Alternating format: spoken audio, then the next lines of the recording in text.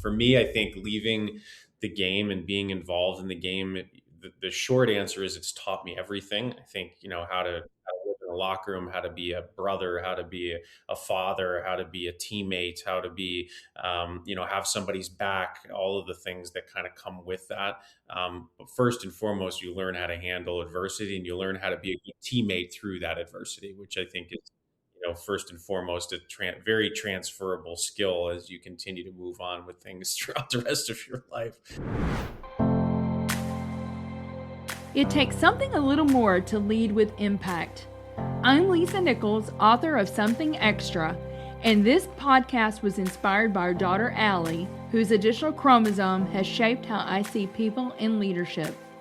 Each episode features conversations with inspiring leaders from around the world about what truly defines how they lead and serve others. If you enjoyed today's conversation, please consider leaving a 5-star review. It helps more people discover the show. And if you'd like to go deeper, my book, Something Extra, is available on Amazon and through other major book retailers. Today we are joined by Matt Lashoff, a former NHL defenseman who successfully bridged the gap between elite athletics and global sports business. Matt is also a musician and has released 2 albums. Today, he serves as a strategic leader with Oakview Group and the founder of Vesta Legacy Group, where he leverages his unique background in artistry and grit to develop world-class sports facilities and legacy-driven business ventures. Matt currently lives in St. Louis with his wife, Kristen, and 3 children. Well, Matt Lashoff, welcome to the Something Extra podcast. I am so delighted that we can make this work today. No, same here. Thank you so much for having me. Oh my goodness. We're going to have fun. I love to tell our listeners how I meet my guests. They're always like, how do you meet these people? And I have to just give a shout out to our mutual friends, Matt and Maria Granados. Mm-hmm.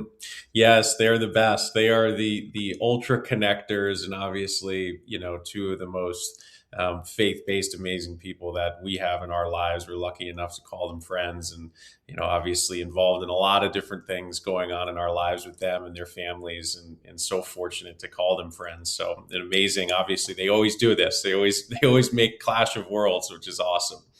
I agree. No, I love them. They are just, I tell people all the time, they're the real deal. Yeah. They really are. And so we love you guys. And then Matt, it's really funny because you and I have found other connections. So Jenny Heel, whom you've met, who is I call her my second brain. Everybody needs a second brain. She's like, Lisa, I worked with Matt's wife, Kristen, at Stages. And then we just hired another one of your friends in Technology Partners. So it's so cool, isn't it? How it is. People are interrelated and interlaced.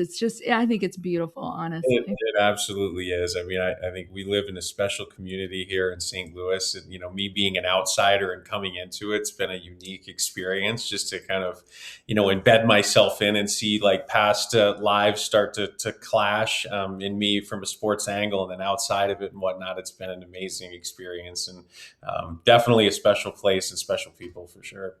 I agree. I mean, Greg and I are originally from Kentucky. We were born and raised in Kentucky and were recruited here by McDonnell Douglas 42 years ago. Mm-hmm. And Matt, it was funny because when we came to St. Louis, we said, oh, we'll probably be here for 2 or 3 years and then move somewhere else. And obviously that has not happened because it is. I mean, I think it's just a really welcoming community. But to your point, you did not grow up here. Mm-hmm. You grew up in East Greenbush, New York. Yes, I did. Little farm town outside of Albany, upstate New York, nowhere connected to the city. I always have to kind of originate myself when we're talking about where East Greenbush is. But yeah, a little small town, upstate New York. I had an amazing upbringing just outside all the time. It was easy to play hockey up there because it was a lot of snow and a lot of ice and a lot of cold. Right. But an amazing environment, very small community, very rural environment, lots of fun. Well, I know that your mom and dad were very instrumental. And in fact, we're going to talk about this, but you were an NHL, you were a hockey player, NHL hockey player. We're going to talk more about that. But I loved reading this about you, Matt, that your dad built an ice rink in the backyard. Yes. Yeah, it's great. You know what? I'm trying to carry on the same tradition here in St. Louis. It's a little more difficult with the weather, but it was amazing up there. I mean, my parents, were so instrumental just in giving and allowing us to do whatever we wanted. My brother and I've got one other sibling and who was lucky enough to play professional hockey as well. And I think it all originated with exactly what you just mentioned. My dad being crazy enough to throw some water on in the backyard and letting us just go. And we had access to all these different sports. And for some crazy reason, just started to gravitate towards hockey. But yeah, we're trying to carry on the tradition as much as we can here with the weather, but we've got the rink up in the backyard in the wintertime, and it doubles as a sport court, shooting session, yoga studio, basketball court, and everything else in the wintertime or in the summertime. So That's it's been fun. awesome. Yeah. But you know what, to your point, and then your dad, and I love this about you, and this is something I did not know. And even like Derek that we just hired, he's like, oh yeah, he's a musician. So I've listened to some of your music. But the cool thing about it is, Matt, your dad was a musician, Mhm. and you said that you were around all these instruments all the time. You know what? It just makes me think, though, sometimes imagine if you had not had that access. Yeah, 100%. I think the other thing too, with just our upbringing and our parents, the way that they taught us and allowed us to grow and expand was we were never really we had access to everything and we were open to everything, but we weren't really gravitated or pushed in any area, right? So it was ours to explore every one of these things. We had a very kind of foundational artistic element in my household, to your point, with my dad being a musician, my mom having a very creative side. The sports was huge as well. And my dad played, baseball at a very high level. My mom was always very athletic as well. They were not hockey people, they were not hockey players. There's no hockey in their background.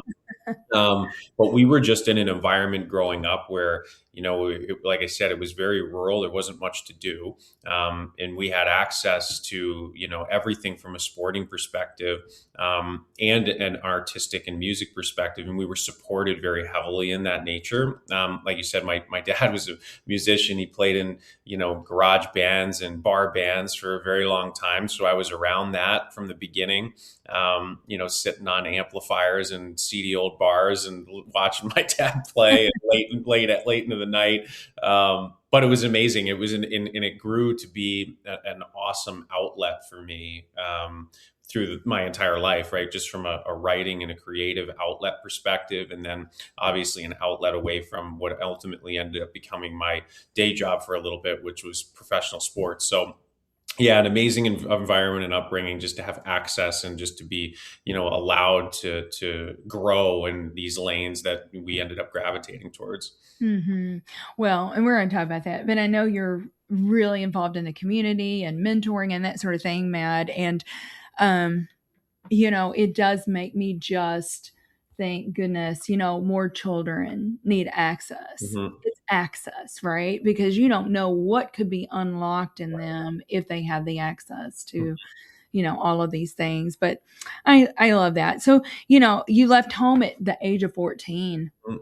Whoa, to pursue hockey. I mean, what kind of things did that do internally for you? I mean, do you think you were mentally and emotionally prepared to leave home at the age of 14? Absolutely not. No, I think I'm still getting over some of those things. But I'll tell you what, it again, the supportive environment that I was around, I think gives you and gives kids the confidence that anything is allowed and able to be accomplished, which Mhm. I had, right? And so I think at the time I do remember it, and we're reliving this right now with my own son, who's about to take his journey on to the next stage of hockey around a similar age. And I think the biggest thing that my wife and I have always talked about is, you have to allow them to have the confidence to feel that they can do this. And there's going to be challenges and things are going to be hard, but if the support's cast and the support system is there, then you truly believe that you always have the bedrock to be able to continue to fail forward and to continue to grow. And you've got the resources and the protection there. And that was me. It was not easy, but I Yeah. knew my parents and my family and my brother were there. And it allowed and gave me the confidence to even feel I was ready to step into that. The false sense of security that was definitely there, which I think is, that's part of the upbringing, right? It's part of the Right. process, which is Is great. this Ryder? This Is is this Ryder. right? Yeah, This this is is Ryder that's getting ready to take his journey? Oh my goodness. right. Well, let's talk about this, Matt, because in a similar vein, I can identify. I grew up doing music my whole entire life and, excelling in academics, Mhm, right? Talk about this a little bit, where performance mhm. and what you do sometimes can become your identity. Did you struggle with it at all? Did you struggle at all with this performance? I'm worthy if I perform correctly. I mean, talk about this a little bit.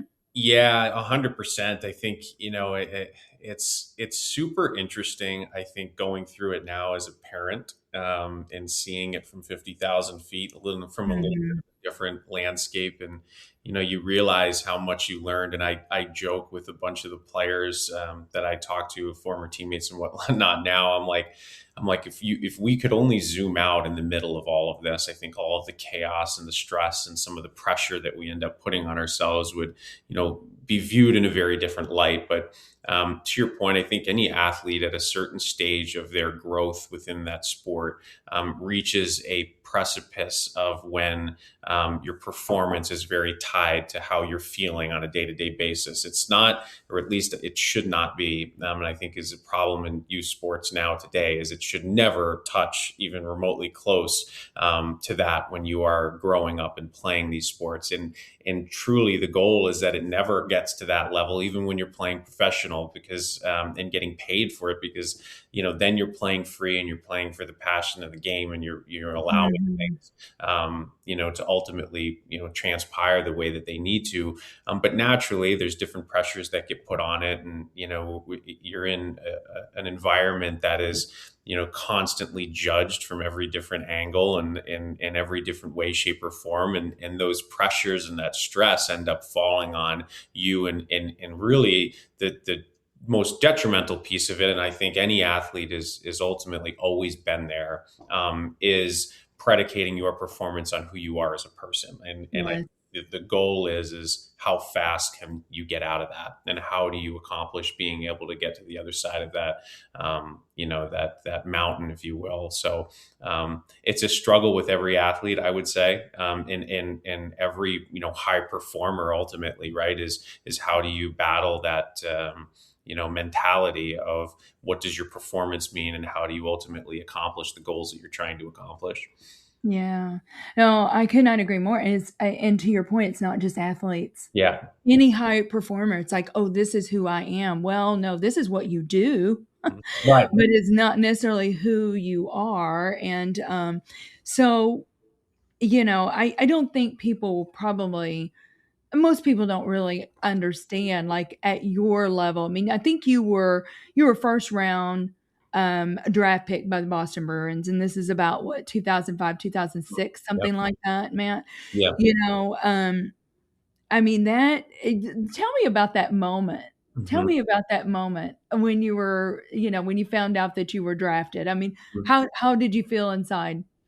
I mean, it was surreal, for Surreal. sure. Yeah. I mean, I think, I grew up in a very different place than a lot of hockey players do. Not a lot came out of that area, is what I mean by that. We didn't have a whole lot to rationalize what that meant. The only connectivity that I had to professional sports was the TV. And at the time you could only get regional games, and obviously hockey started to get a little bit more national at the time through ESPN and whatnot. But that was all I had to be able to connect to the sport that I was so passionate about. So when you ultimately end up getting to the level of what has been on your wall for the entire time and that has been kind of glorified, um, Yes. I had been to one NHL arena up until the point that I was drafted. Like there was no Wow. kind of place that I was there other than these things that had kind of brought me there in the very, near term from the draft and when I was getting older. But so when it happened, it was very surreal, and I think it took me a little bit to figure out that these guys were just people, just like I was, right? Mhm. Mhm. Glorification, I think, and like a pedestal that some of it was put on in the beginning because you were like, I had never seen it, and ultimately, then you're there, you're in the same buildings, you're around the same people that you had kind of modeled after, and it's so different now watching my kids go through it. There's so much access, there's so much visibility, there's so much more touch points that all the people in general, not only just players, have to professional athletes, and it was much different. Mhm. And I can remember cutting things out of magazines and watching things on VHS tapes and trying as much as I could to watch and get access just because it was a passion of mine. But now it's so different. It's like these guys see people on the street that, play sports or, they look up to, and it's very easy. They're like, "Hey, how you doing?" I feel like I know you already, right? Because of social Uh-huh. and all these things, which is an amazing thing. It was very different. So it was a very surreal moment when it all ultimately went down from the draft. And then, ultimately that's where the work starts, at Yeah. the end of the For day. sure.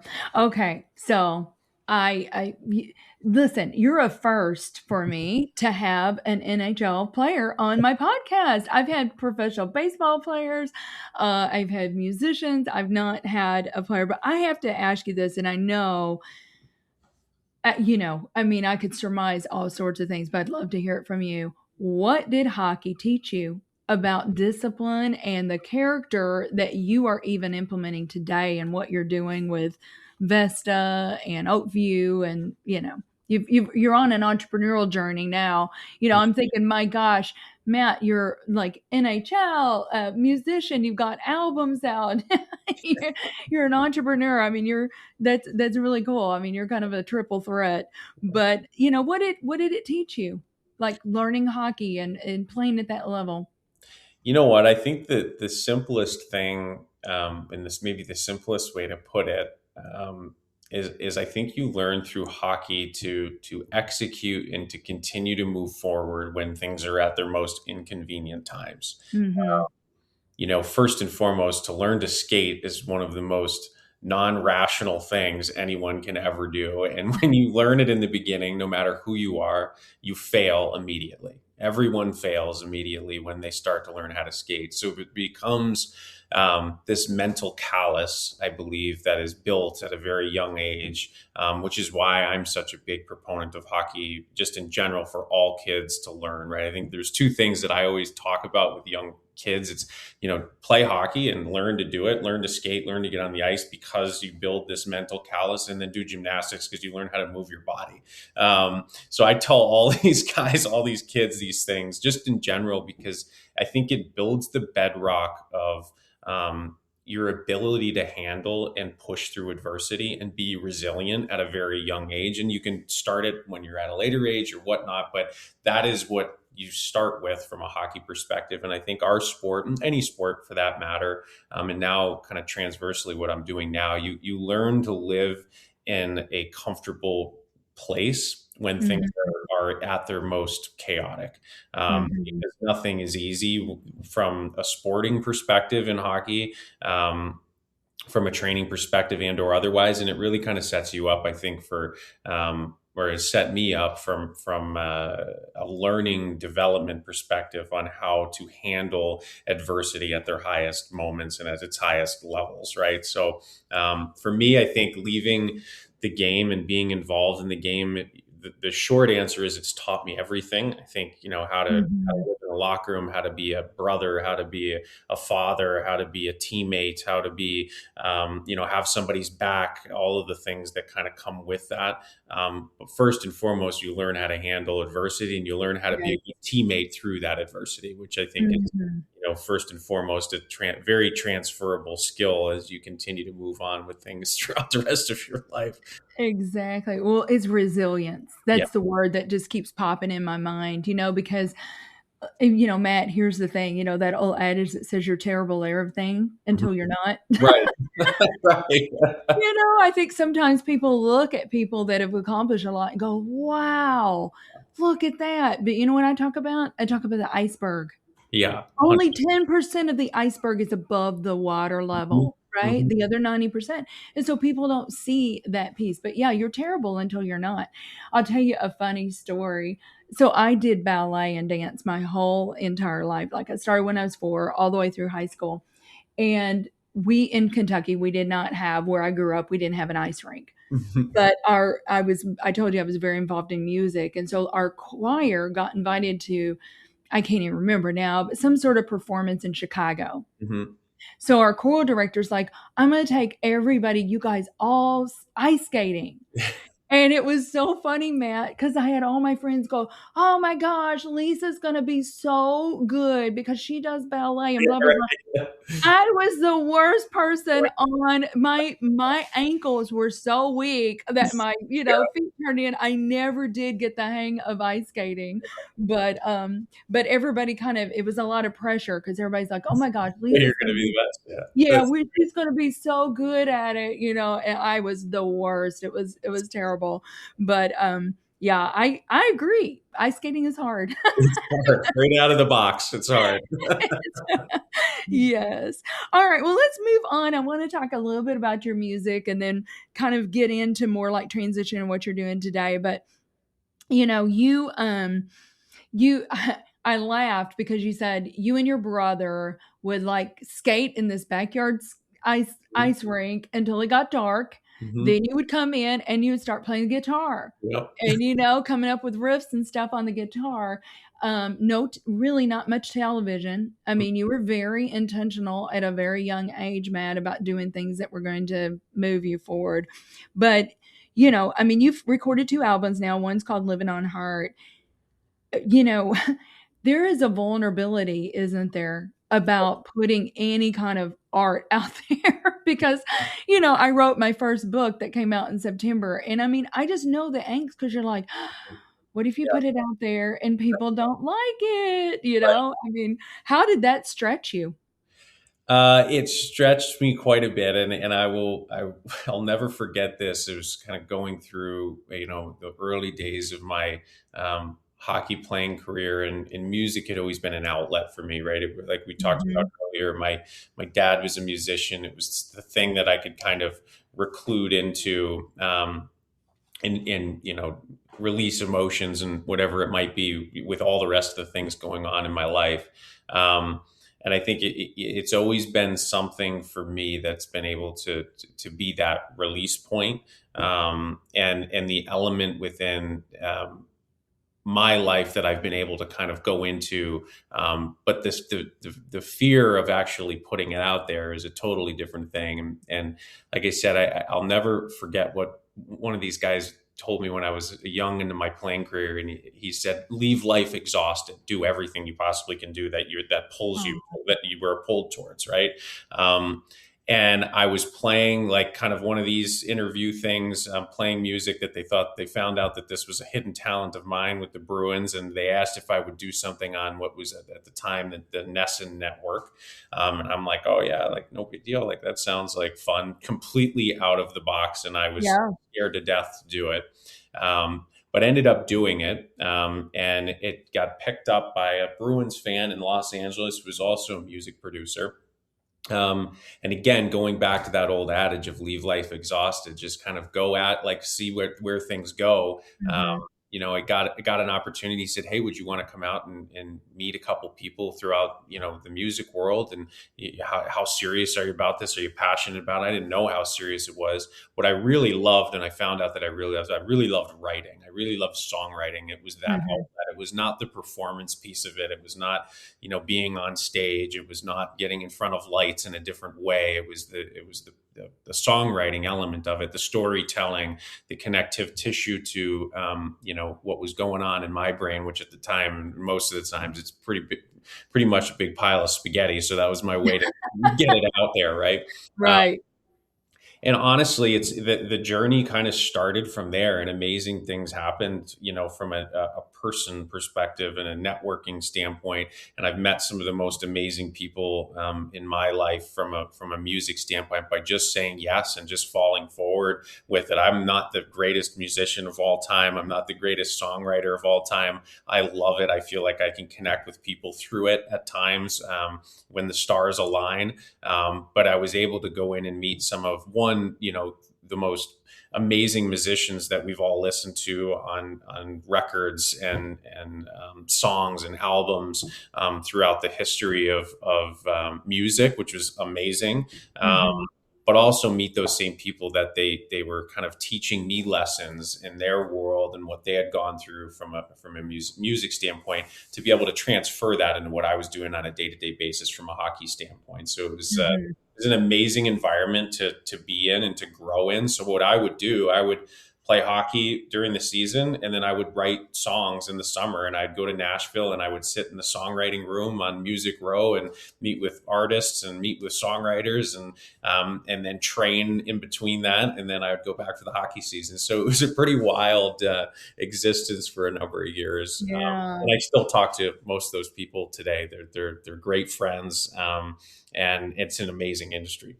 Yeah. Okay. So here's some things that I'm thinking as you're talking. The first thing is, you've said that you were scared at first. You did it scared. Yeah. Sometimes you do it scared. Courage is not the absence of fear. It's the overcoming of that fear, right? Right. So do it scared. And then another thing that you said, Matt, that I just love, and I found it true in my own life, is the power of yes. Yeah.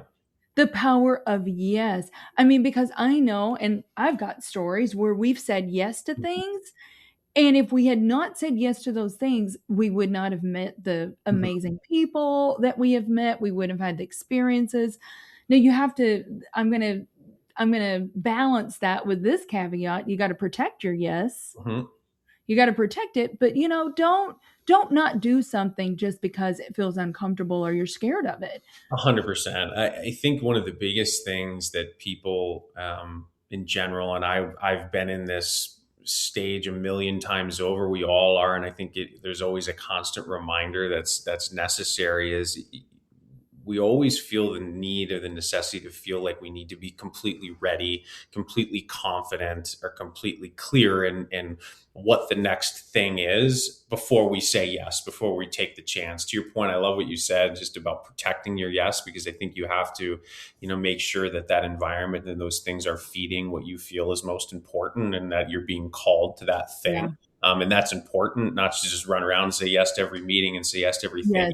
You have to feel the draw and feel the movement towards it. And that's the other thing, right? I think, movement is an amazing thing when you can feel that it's rooted in for me, like your faith, to be able to move you towards that and feel confident enough to do it. But always reminding yourself that it's a good thing sometimes to not have it all figured out and not think through all the things. And failing forward is a very courageous and a very movement oriented thing to be able to drive you to the next, stage in your development or your life or world. So that's beautiful. That's beautiful. I mean, I just think about when Greg and I started Technology Partners, we didn't have this multi-million-dollar strategy. Right. Exactly. Seriously, we didn't, Matt. We're just like, okay, we're just going to take one step at a time here. And boy, and we've failed, but to your point, failing forward and learning from that, right, is what's really important. Well, gosh, I've got so many more questions, Matt, but we do need to take a quick break, and we'll be right back on the Something Extra podcast with Matt Lashoff. Hey there. In a challenging business climate like this, savvy leaders look to technology to find an edge. This can mean the difference between staying ahead of the curve or playing catch-up. It's time to collaborate with the highly skilled experts at Technology Partners. Our team of technologists draws upon decades of experience for your project, with each bringing a passion for solving problems and a track record of success. How can we help you overcome your biggest technology challenges? Visit technologypartners.net to book a free consultation with one of our leaders. Welcome back, everyone, to the Something Extra podcast with Matt Lashoff. Oh my goodness, I have been enjoying this conversation so much, Matt. So much good wisdom here. But I'd love for you to tell our listeners, what are you doing today? So you're now an entrepreneur. I mean, tell me about Vesta. Tell me about Oakview. What are those? What's your mission? No, it's great. I appreciate it, and thank you. At the end of the day, I think a lot of the things we've talked about, have led to these two kind of next stages in my life, like not being ready and taking a leap of faith and trying to figure out what that next phase was. And what I've realized is that what I am most passionate about is helping people kind of in that transition, in that difficult time period, probably because it was so difficult and hard for myself Right. through it. But, I ended up, when I retired, I decided that I wanted to try to find the perfect match of a career. I had a journeyman's life in sports at the end of my playing days and was overseas. I played in Switzerland, Sweden, Russia, Germany. My kids could hardly speak English at the time. When we were coming back, because we were all over the place, my body was broken down. My wife had put a career on hold. And the days of my pinnacle were over, and we needed to make a decision both for our family and also the very few people in sports get to make the decision on when they're ultimately done with playing. Mhm. And the next phase of my life was upon itself, and it's a very arduous and difficult environment to be in. You've done the same thing essentially from when you were 5 years old till when I was 32, 33 years old. My life hadn't changed a whole lot. I played sports, I played with my buddies, I hung out, and I played guitar. Right, it was a pretty good existence for a long time. And the what I really knew and really wanted to expand was a different mountain. I knew that I wanted to go on and try to traverse and try to get involved in a different life, in a different mountain, but tangential to what I was still doing from a sports perspective. And for me, that was business. I wanted to be involved in business and be involved and close to the sport that I love so much, which was hockey. And luckily enough, had an opportunity to join a startup at the time called the Oakview Group, which is a venue development and operations company that builds arenas, stadiums, amphitheaters all over the country, and works very, very closely hand in hand with sports franchises around the world. So the first project I was able to work on was Climate Pledge Arena and the founding of the Seattle Kraken NHL hockey team, the 32nd franchise. So it was a pretty cool thing to Wow. land in. But again, it was an opportunity that was built on complete faith and blind faith in that manner, right? Where it was a startup company that was founded by a couple of the presidents of teams that I had been a part of. I asked if I could work for free because I had no transferable or I had no skills in that environment. I just wanted to learn, right? And they were crazy enough to take a chance on me at the time, and it was the best thing that I had ever done, from a work and perspective, and it was the first thing I've ever done after playing. And one of the things that did for me was create an environment of different opportunities. The sports world is such an amazing ecosystem of different humans, of different people, of different industries, of different opportunities. And the players that I had played with had consistently began to start reaching out, as I was also helping the Players Association of Hockey, help develop this kind of next stage, this transition element that would help the players go to the next stage of their careers when they were done and when they were ready to retire. So a lot of players were reaching out, trying to get connected and learn about what was next and learn about different options and opportunities on it. And I realized that was a huge, huge passion of mine, was to help the player out, help with the transition. And essentially that was the start of Vesta Legacy Group and what we're doing now. It was born out of the environment of being, integrated into the sports space. But really from an altruistic standpoint was to how do we help both athletes and and business owners now as well, find out what that next phase is and get connected with business opportunities that they're passionate about, that they're Hmm. driven for. It's such a hard place to be in when your name is in the newspaper a lot. People think they have access to you. One, people think that you're ready and want to do other things, or they can take advantage of you for those things. So we've tried to build a very, holistic environment where people and athletes, entertainers, and executives can come in a safe space and help one be connected to companies that they love, and they can help grow, while also finding an opportunity on what their next stage might potentially be. So it's been an amazing growth journey. To your point, from an entrepreneurial perspective, I'm learning those ropes every single day, which is Yeah. exciting. But again, I think falling back to what your passion is and your purpose is, for us, it's trying to pay it forward and help these players out, and people in a very similar situation that I was, not try to go through the same stuff that was so difficult at the time. Yeah. Well, man, I just love that because, when we're looking here, we see all the different dots. We don't really see the beautiful picture. Right. But I think, God just really, I mean, he's prepared you for where you are today, right? If you had not gone through what you went through, there's no way that you would really be equipped to help others, right? So I think I love that. I love that you're doing that. Well, let me ask you this. What do you, I mean, now you've been doing this. How do you think about leadership? Mhm. How would you even describe leadership? Do you have like a way that you describe leadership? I mean, what is a leader? Yeah, it's a great question, right? And I've been fortunate enough to be around so many amazing leaders from a sports perspective and from a business standpoint. When I've been done, and you think about the kind of the ecosystem of all these different things that kind of coalesce in sports. So I've been very, very lucky to be on the front end of a lot of that, and what I've tried to do is take a little bit of each one of those Hmm. teammates that I've had, those coaches that I've had, the executives I've been around, and try to blend it into what I feel is the best form of leadership. But I think the one thing is it's always evolving and it's always growing, and we're always learning about how we can add different skills and different things into that environment. But I think for me, it boils down to the simplicity almost that we talked about earlier, and it's that resilience. It's the discipline to wake up and do things, when you don't always want to do them. Right. It's putting that step in front of you itself, one after the other, and continuing to move forward in the things that need to be done, not the things that want to be done.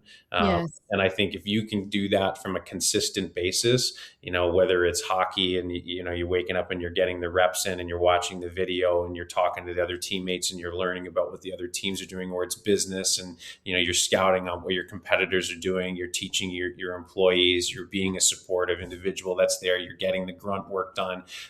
If you can continue to move forward one by one, not only are you going to always be the person that can be looked at that's moving the boat forward. One of the things that we've always said in the locker room, it's like, if you're going to ask other people to do it, you better be doing it yourself, right? And you better be doing it at the highest level you Absolutely. can. That's a huge piece Absolutely. of it. So, yeah. Yeah. Yeah, that is so good. Yeah, I mean, I just think whether it's playing hockey and you've got other teams, you've got fans, right? In business, you've got customers, you've got employees. I always say we're just stewards. Hmm. Really, we're stewards of that, and we just want to be the best steward of whatever resources are given to us, right? So, I love that. Um, well, you are so big on. I want you to talk about this because my girls, Paige and Allie, own Kindred Spirits Designs, Yeah. and you guys, and they were there for Skating Under the Stars, the Skating Under the Stars event that you guys put on. Tell me about that Yeah.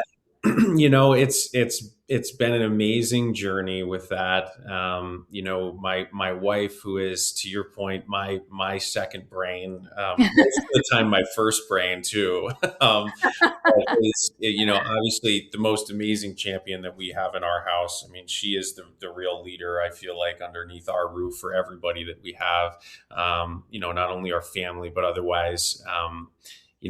We went through a situation with our youngest, Caden. He was diagnosed with a rare disease, and my wife, Kristen, always the advocate and always the one moving forward and trying to help and bring people together. Decided to create an event called Skate Under the Stars, where it brought together all other individuals who had rare disease and gave them access to hockey, gave them access to be on the ice when normally you can't. Obviously, like we talked about earlier, hockey and skating in general is hard right off the bat. But it's also hard from an access point. It's very expensive. There's a lot of people on the ice. Pucks are flying around. So there's never really a safe environment for even people to go out and feel what is essentially that freedom for me and what I had being out on the ice, just being skating, and just being able to kind of go out and have fun. So what we've created, or what she created, and I end up just supporting on at this point, is an amazing opportunity for kids and adults, for that matter, to come out and enjoy hockey and skating in a safe place. It's been amazing, the growth that it's had. We get support from the National Hockey League and the St. Louis Blues, all the AAA programs that are around here. I think it's been one of the most fulfilling things that we've been able to see grow, not only because of what it means and what it's supporting and what's behind the scenes, but I think the joy that you're seeing in the kids' faces to be able to go out. And I think also the joy you've begun to see in the people that are helping support it, because of that joy that it's bringing the kids on the ice, has been a really, really fulfilling and amazing experience. I cannot believe what it's come and grown into today. Each year we go back, I'm just blown away by the support of everyone involved. So it's been an amazing experience to be involved with. And I think, to your point, you said it best, right? The idea and the fulfillment of the event itself was Kristen's, and a little bit mine at a certain extent. But it's now we are stewards of this environment, and we're stewards of what this is, and it's become its own thing, which is very, very Yes. That's so beautiful, man. And as you're describing that, I really didn't know how it started exactly, but I just know my girls really enjoyed being there with you guys. It's a seed. Mm-hmm. We plant a seed, and first of all, you saw a gap. Yeah. A gap, right? And that's how many things start. You see the gap in the ecosystem, and you're like, okay. And especially if your heart is drawn toward that, just planting a seed and watching it grow is just a really beautiful thing. And you've got to continue to water that seed, but I love it. And you talking about the joy on the kids' faces and getting to see them do that. Mm-hmm. Wow. Yeah. That's priceless. That's priceless. You can't put a price tag on that, really. So 100%. I love that.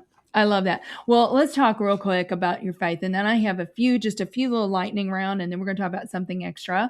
Mm-hmm. I know faith is really important to you and Kristen. Tell me how it shows up in your everyday life. I mean, with your business, Matt, what you're trying to do there, in your family, how you parent. How important has it been? Yeah, you know what? It's everything. I think we've had our own faith journey. My family has always been rooted in its faith since the beginning. I think it's always been the thing that I had turned to. We've talked about kind of different outlets, right, in music and all the other things that are there. But there's one thing that I think roots consistently in it, and it's our belief in Jesus and our faith in general to be able to turn to for us as a family and as a unit. I think as you look from a parenting perspective, just from a stewardship landscape, always being able to turn back to the word and being able to think through, how are we being stewards of the Lord, and how are we moving the word forward within our business, within how Mhm. we're teaching our kids, has really been the bedrock of how we're continuing to move forward. Like I would be lying to you if I said that that didn't get challenged at times, especially from when I was, leaving hockey and, felt like, oh my God, what's going to happen next? This is all rosy and easy. And I turn and I open the book up and it's given me the things that I need. It was hard, right? It was hard, but I Yes. always kind of rerouted back to that, and consistently gone back. And the one thing that I, was a lightning rod kind of in my head that kept, showing up in in dreams and waking up was Matthew 13, pick the seeds up and let them grow, right? As we kind of Mm. think through what we're actually trying to do, not allowing the different distractions of the world to pick things up and to pull you away from, what is the most important piece. And I think as we show and try to lead for our kids and lead for, the people within the business, and lead for the players that are coming in. Everyone's got their different walk that they're on, but for us, I think just being able to be true to, what and how we're moving forward in this world and being good stewards of the Lord and his word, I think has been, one, the most amazing joy that we've been able to kind of show to our kids and the other people coming through it, through the business and whatnot, but also continuing to move forward and the growth and the learnings that we're trying to do every day. Right. Yeah. I mean, Matt, life is not easy. Oh. It's not all unicorns and rainbows, right? I mean, there's hard seasons, and whatever it is, I tell people, find an anchor for your soul because Yeah. your ship is going to be tossed to and fro. Hmm. What is that constant in your life? And I mean, it may be something different for someone else. But I know for me, I know for you, even through those hard times, I mean, God has never, ever failed me. Hmm. Now, it doesn't always look the way that I think it should look, right? But that's okay Right. because He's God and I'm not.